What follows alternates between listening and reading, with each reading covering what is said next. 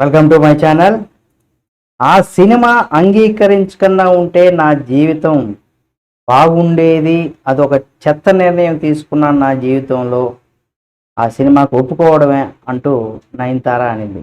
ఇంతటికీ ఏం సినిమా ఒప్పుకునింది? దానివల్ల ఆమె ఆ సినిమా ఒప్పుకోవడం వల్ల ఆమె జీవితంలో ఒక తీసుకున్నటువంటి చెత్త నిర్ణయంగా ఆమె ఏంటి, ఎందుకు చెప్పుకొచ్చింది అనేది కూడా ఈ వీడియోలో మనం తెలుసుకుందాం. సూర్య హీరోగా ఏఆర్ మురుగదాసు తెరకెక్కించిన చిత్రం గజని. ఇది 2005లో విడుదలైన విషయం మనందరికీ తెలిసిందే. అయితే ఈ సినిమా బాక్స్ ఆఫీస్ దగ్గర బ్లాక్ బస్టర్ హిట్గా నిలిచి మంచి కలెక్షన్ల వర్షం అయితే కురిపించింది. ఇందులో హాసిన్ కథానాయకగా నటించిన విషయం మనందరికీ తెలిసిందే. అయితే నయనతార కూడా ఇందులో ఒక కీలకమైనటువంటి పాత్రలో కనిపించారు.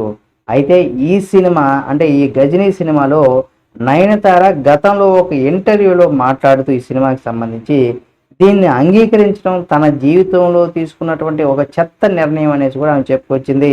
ఎందుకంటే గజనీలో నా పాత్ర కథ వివరించినప్పుడు చెప్పిన విధంగా తెరకెక్కించలేదు, ఫోటోలను భిన్నంగా చూపించారు. అందుకే ఆ సినిమా ఓకే చెప్పడం, నేను తీసుకున్నటువంటి చెత్త నిర్ణయం అనేసి కూడా అంగీకరిస్తున్నాను అనేసి కూడా ఆమె చెప్పుకొచ్చారు. అయితే ఈ విషయంలో ఎవరిని నిందించాలని అనుకోవడం లేదనేసి కూడా చెప్పుకొచ్చారనమాట. అంటే ఎందుకంటే ఇలాంటి వాటిని మనం చూసి ఒక గుణపాఠంలాగా మనం నేర్చుకోవాలి, దాన్ని గుణపాఠంలాగా మనం స్వీకరించాలంటూ కూడా ఆమె చెప్పుకొచ్చింది. అయితే సూర్య హీరోగా తెరకెక్కించిన ఈ చిత్రాన్ని మురుగదాస్ హిందీలో ఆమీర్ ఖాన్తో రూపొందించిన విషయం తెలిసిందే.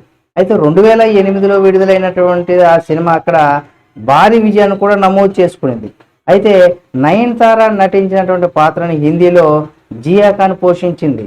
అయితే ఈ విషయం పైన కూడా మురుగదాస్ మాట్లాడుతూ ఈ సినిమా కోసం ఎవరి పాత్రను ప్రత్యేకంగా రాయలేదని, ఒకసారి పెద్ద హీరోయిన్లను కూడా అంటే ఇక్కడ నిడివి తక్కువగా ఉన్నటువంటి పాత్రలకు రాయాల్సి వచ్చిందనేసి కూడా చెప్పుకొచ్చారు.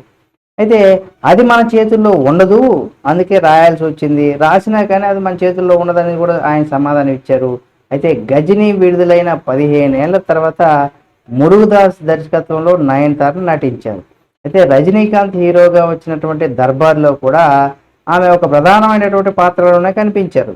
అయితే 2020లో అత్యధికంగా వసూలు సాధించినటువంటి తమిళ చిత్రంగా కూడా ఆ చిత్రం రికార్డు నెలకొల్పిన విషయం మనందరికీ తెలిసిందే. మరి ఇలాంటి కామెంట్ చేయడం వెనక అంతర్యం ఏంటి అనేది కూడా చాలామంది నెటిజన్లు, ఇక సినిమా ప్రియులైతే ఇక తలలు గోక్కుంటున్నారని కూడా చెప్పుకోవాలి. చూద్దాం దీనికి సంబంధించి ఇంకెప్పుడైనా నయనతార గారు ఏం చెప్తారు, మరి దీంట్లో ఉన్న రహస్యం ఏంటి ఏమనేది కూడా మరో వీడియోలో మనం చూద్దాం. ఈ వీడియో మీకు నచ్చితే లైక్ చేయండి. ఈ వీడియో పైన మీ అభిప్రాయాన్ని కామెంట్ రూపంలో తెలియచేయండి. మరిన్ని వీడియోల కోసం మన ఛానల్ని సబ్స్క్రైబ్ చేసుకొని పక్కనే ఉన్న బెల్ బటన్ నొక్కడం మాత్రం మర్చిపోకండి.